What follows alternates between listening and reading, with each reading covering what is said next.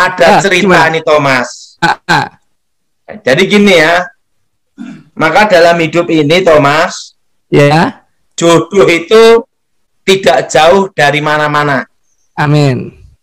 Jadi kalau berdoa sama Tuhan, percaya Tuhan memberikan yang terbaik. Amin. Nah, saya dulu itu pelayanan keliling-keliling sampai Korea. Wow. Sampai Amerika. Sampai New Zealand. Sampai Australia, berbagai negara. Ujung-ujungnya saya ketemu istri saya di Jogja. Jadi jodoh itu tidak jauh dari kita, Thomas. Amin. Dan jodoh itu ada 3, Thomas. Ada 3. Di tangan Tuhan itu yang terbaik. Amin. Amin. Kedua, di tangan manusia. Nah, dan yang ketiga di tangan polisi. Kok bisa, Pak, tangan polisi? Harus suruh menikah kan gitu. Karena berbuat salah dikeroyok polisi harus menikah. Jadi gini Thomas. Iya, Pak. Ini pengalaman dalam hidup saya. Kita ini pengalaman ini Thomas ya. Iya, Pak. Kalau kita belum menikah, ingin lihat punya istri yang cantik gitu. Nah, ingin punya istri yang cantik. Betul, Thomas? Betul, Pak. Nah, kalau laki-laki ingin wanita yang cantik. Kalau perempuan ingin yang laki-laki ganteng gitu, Thomas. Tampan. Nah, itu kata cantik sama ganteng, tampan, Thomas. Ya. Itu kalau kita menikah, itu hanya 3 bulan. Nah, setelah 3 bulan, yang penting itu apa? Saling memahami, saling mengerti, dan bisa diajak bicara. Nah, siapa yang setuju angkat tangan? Nah, jadi ingat, punya istri cantik, cerewet setengah mati, suaminya stroke, Thomas. Nah, makanya kalau kita ini, terutama yang belum menikah, belum berumah tangga, berdoalah minta petunjuk Tuhan yang terbaik. Amin. Amin. Dan yang kedua, pada waktu pacaran, bisa diajak bicara tidak? Itu penting. Karena nanti kalau kita menikah, itu yang penting adalah bisa diajak komunikasi, saling mengerti, dan saling memahami. Nah, jadi ingat, makanya kalau wanita, Thomas, ya, usia 17 tahun ke atas, banyak pilihan. Nah, setelah itu, usia 25 sampai 35 tahun harus menentukan pilihan. Nah, kalau sudah usia 35 sampai 45 itu sudah warning. Nah, kalau sudah 45 ke atas pasrah. Turut kehendak Tuhan. Makanya harus berdoa. Kalau pacaran, pertama harus seiman. Yes. Kedua, bisa diajak bicara. Itu yang penting. Yang penting tuh seiman. Kedua, bisa diajak bicara. Nah, jadi ini Thomas, laki-laki diuji, ini ujian laki-laki, itu justru pada waktu diberkati. Nah, makanya tukang becak susah untuk selingkuh. Kenapa? Apalagi tukang becaknya umur 60. tidak ada uang. Betul? Betul? Betul. Nah, tapi kalau kaya raya, itu ujian yang paling berat, Thomas. Iya. Jadi laki-laki itu diuji pada waktu diberkati. Nah, kalau perempuan diuji waktu miskin. Apakah tetap setia sama suaminya? Itu, Thomas. Iya. Makanya, Thomas, Iya, Pak. ini saran saya untuk semua yang belum menikah. Pertama, kalau belum menikah, masih pacaran, yang pertama seiman. Kedua, bisa diajak bicara. Ketiga, mau suka dan duka. Itu aja, Thomas. Sebenarnya pernikahan itu simpel. Yaitu apa? Seiman dan bisa diajak bicara. Nah, ketiga, ingat, Thomas. Suka dan duka. Suka dan duka. Yes. Dan ingat, untuk laki-laki dan perempuan, suka dan duka ini punya tanggung jawab. Karena ingat, Thomas, kita menikah bukan hanya modal cinta. Siapa yang setuju angkat tangan? Kata cinta itu waktu pacaran, Thomas. Betul. Setelah menikah, itu adalah tanggung jawab. Ya. Betul? Betul, Pak. Betul?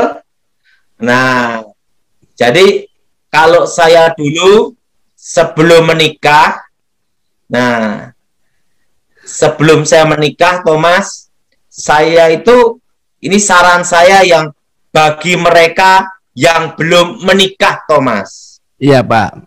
Yang belum menikah, saran saya, terutama laki-laki. Nah, nomor satu, minimal engkau punya tanah atau rumah, walaupun itu hanya kecil. Itu pengalaman hidup saya. Makanya waktu saya belum menikah, waktu mau menikah, saya punya rumah dulu. Satu, walaupun kecil. Itu, Thomas. Ya. Nah, jadi karena saya tahu bagaimana hidup ngontrak, saya ikut sama orang tua saya tuh 8 kali ngontrak, Thomas. Jadi ini pengalaman yang belum menikah. Yang belum menikah, ingat saudara, yang belum menikah, nomor satu, laki-laki minimal punya tanah atau rumah. Yes. Itu kenapa? Itu tempat berteduh. Makanya kalau yang punya gaji, baru bekerja, karyawan, atau pegawai gitu, jangan untuk senang-senang dulu. Waktu menikah, nggak punya apa-apa, masih ngontrak dan kos. Nah, jangan seperti itu. Usahain, walaupun kecil, punya rumah. Nah, rumah itu tidak harus ada di kota. Misalnya kerjanya di Jakarta, minimal di kampungmu, engkau punya tanah atau rumah, walaupun kecil. Gitu, Thomas. Iya, Pak. Nah, itu untuk safety pengamanan. Jadi, kalau ada sesuatu di kota, balik ke kampung, tetap ada rumah. Gitu, Thomas. Iya, Pak. Ini pengalaman dari saya. Jadi, kalau ujian, kalau untuk perempuan itu waktu susah. Makanya saran saya, mereka yang belum menikah, Thomas, ya. Nah, untuk perempuan, nomor satu adalah harus pertama, Thomas, yaitu apa? Kalau milih calon suami atau pacaran harus seiman. Benar, Thomas? Betul, Pak. Dan yang kedua, ingat, cari yang mau bekerja. Ingat, anak orang kaya tidak menjamin mau bekerja. Betul. Justru kalau anak orang kaya manja, tidak mau bekerja, justru bangkrut, Thomas. Jadi, anak orang kaya pun harus bekerja tekun. Jadi, pertama seiman, kedua tekun mau bekerja. Nah, penting itu seseorang itu tekun mau bekerja. Dan usahakan jangan orang yang bekerja yang suka bosan-bosan bekerja. Wah, repot. Jadi kalau kerja pindah sana, pindah sini, pindah sana, pindah sini, akhirnya rambutnya pindah juga. Jadi ingat, usahain nanti pindah sana, pindah sini, rambutnya pindah ganti pirang, ganti hijau, ganti kelabu kan gitu. Maksudnya rambut kepala, Thomas. Iya. Jadi ingat, jadi kalau seorang wanita pertama seiman, yang kedua tekun mau bekerja. Jadi jangan mikir anak orang kaya, jangan.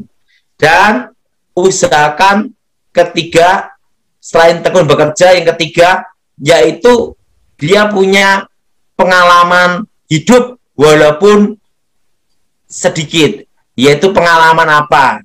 Suka dan duka dalam keluarga, Thomas. Iya. Nah, jadi kalau saya sih, pendapat saya demikian. Nah, tapi lebih utama nomor satu adalah berdoa. Dan kalau wanita harus punya modal minimal masak, Thomas. Masak. Bikin ya, nasi. bisa masak lah. Nah, saya bersyukur sama Tuhan, Thomas. Ya. Saya ini punya istri setia, pendoa. Nah, setia pendoa, terusan setia pendoa, sabar. Bayangkan, baru menikah sama saya 1 minggu. Nah, setelah menikah sama saya langsung tugas, Thomas. Selama 10 tahun, Thomas. Wow. Nah, jadi saya tuh jarang ketemu keluarga. Tiba-tiba anak sudah besar, Thomas. Ya. Nah, tapi istri saya ini kelemahannya satu, Thomas. Tidak bisa masak. Makanya saya menikah 15 tahun lebih lah. Tahun 2004 sampai sekarang makannya rasanya telur goreng semua. Makanya saya punya saran, wanita harus bisa masak minimal nasi goreng gitu. Karena saya punya pengalaman 16 tahun rasa telur goreng.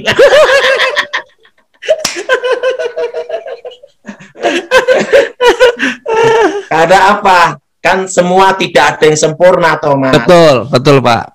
Jadi saran saya karena punya pengalaman, jadi para wanita minimal bisa masak gitu loh. Siapa yang setuju angkat tangan?